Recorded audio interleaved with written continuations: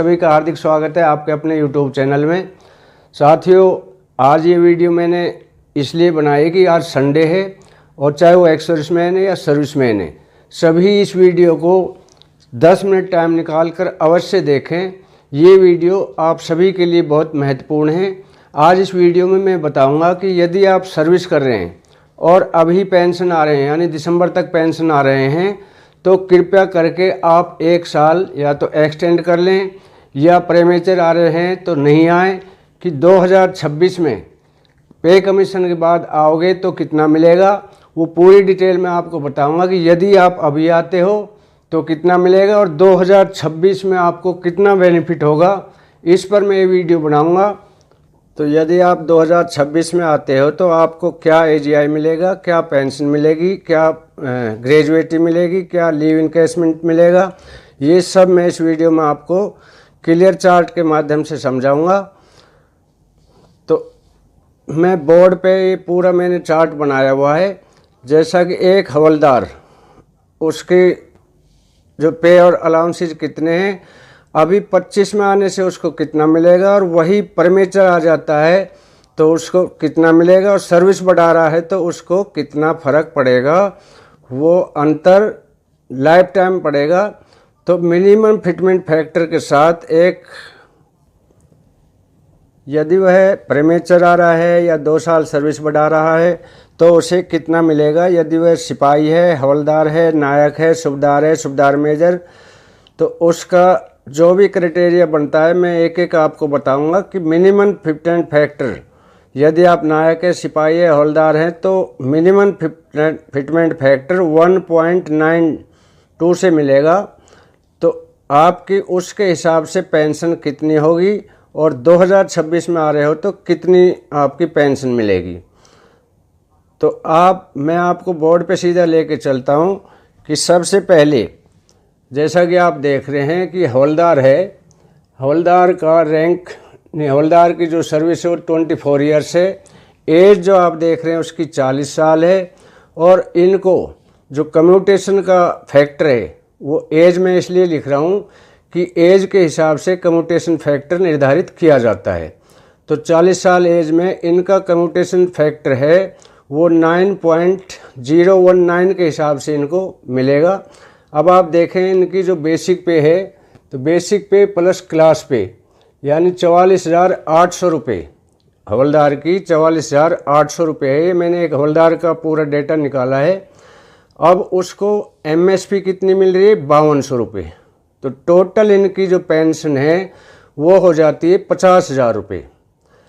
तो 50,000 रुपये पेंशन में अब यदि वो दिसंबर तक पेंशन आते हैं तो क्या होगा, और फरवरी 2026 में आते हैं तो क्या होगी, वो पूरी मैं आपको ये कैलकुलेशन से बताऊंगा। अब हम लेते हैं इसकी जब पेंशन ये आएंगे, जो इनकी 50,000 बन रही है अभी सैलरी, तो जब पेंशन आएंगे तो इनकी 25,000 हो जाएगी बेसिक, यानी पेंशन का जस्ट आधा। तो 25,000 बेसिक होगी और 14,750 जो है इनका डीए हो जाएगा।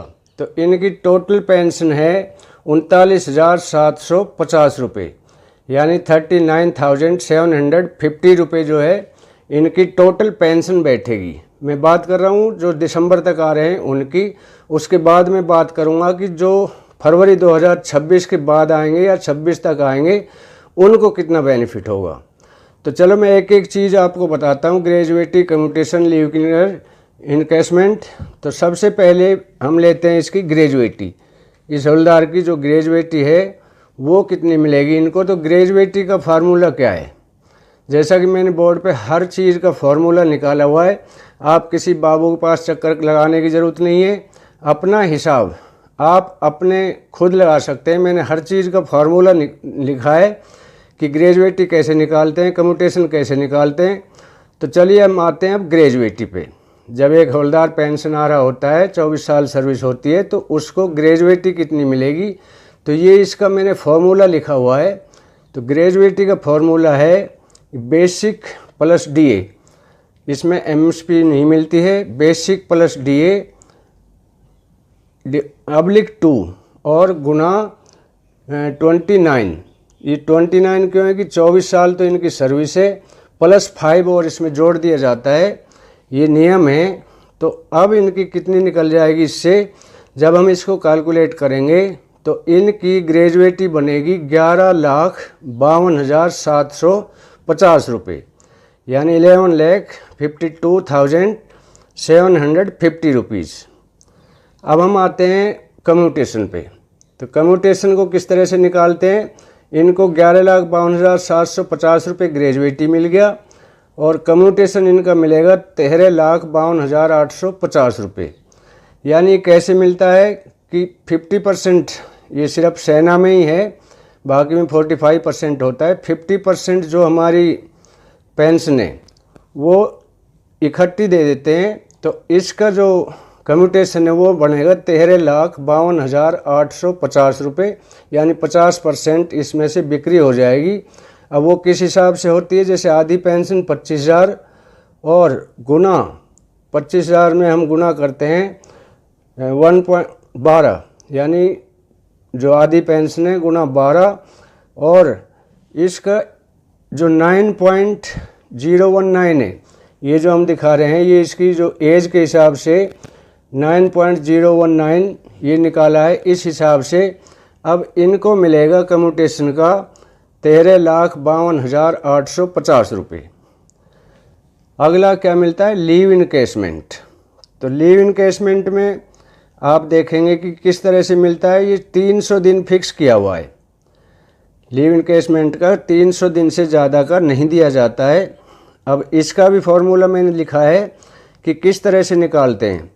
अब इनकी 44,800 रुपये मान लो जो बेसिक है और डीए है, तो 44,800 जो इनकी बेसिक पे है प्लस डीए, और इसमें /30 और इंटू 300, यानी 300 दिन की जो लीव इन्होंने इनकेसमेंट की है गुना में वो हो जाएगा 300 दिन। अब जो लीव है इनकी 300 दिन के जो पैसे मिल रहे हैं, अब ये इनको जब हम कैलकुलेट करेंगे तो ये आ जाएगा 7,12,330 रुपये। तो ये हो गया इनका लीव इनकेसमेंट। अब आते हैं हम एपी फंड।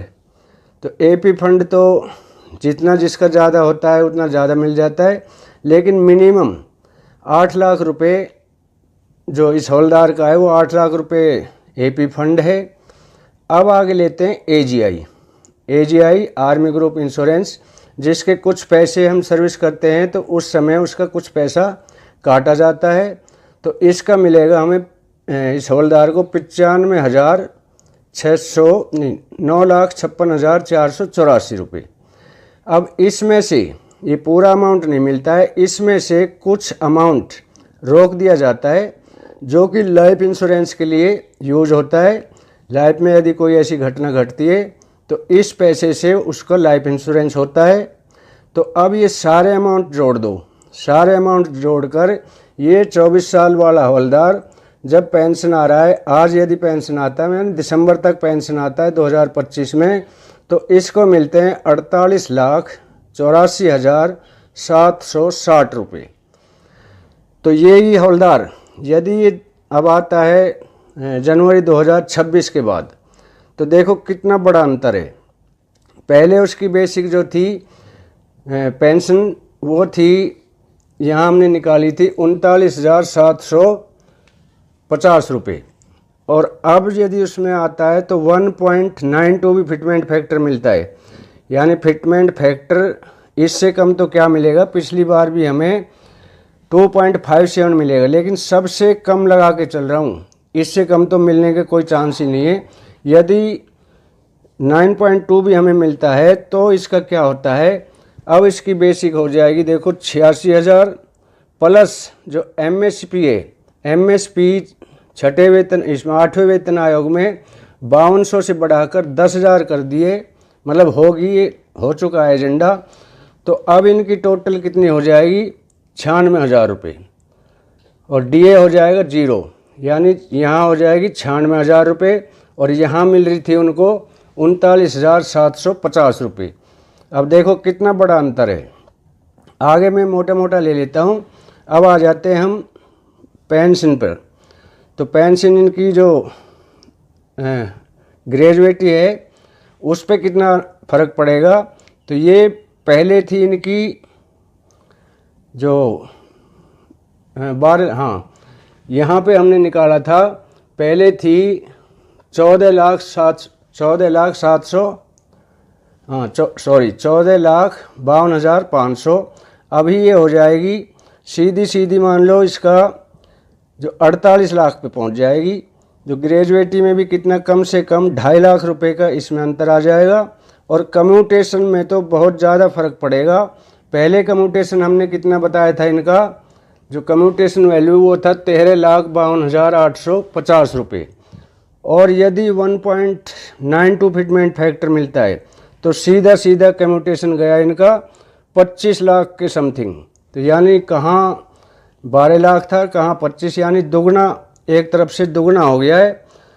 तो इसलिए मैं आपसे कह रहा हूँ, अनुरोध कर रहा हूँ कि इस पैसे को ऐसे ही वेस्ट नहीं करें। मैं इस पर एक वीडियो बनाऊँगा कि इस पैसे को हम कहाँ इन्वेस्ट करें, पोस्ट ऑफिस में करें या किस में करें, ताकि हमारा जो कम्यूटेशन कटा है उसकी किस्त हम इस ब्याज से निकाल दें और हमारा ये पैसा भी सेफ रहे। तो साथ ही ये आपसे अनुरोध है कि यदि कोई 1 साल भी और रुक सकता है तो वो अभी पेंशन आने की कोशिश ना करें, कृपया 1 साल अपनी बढ़वा लें। तो वीडियो ज़्यादा लंबी नहीं करेंगे, अगली वीडियो में मैं बताऊंगा इस पैसे का यूज़ कैसे करें। तो आज के लिए इतना ही, कल फिर मिलेंगे इसी तरह की किसी नई व अन्य जानकारी को लेकर। तब तक के लिए जय हिंद, जय भारत।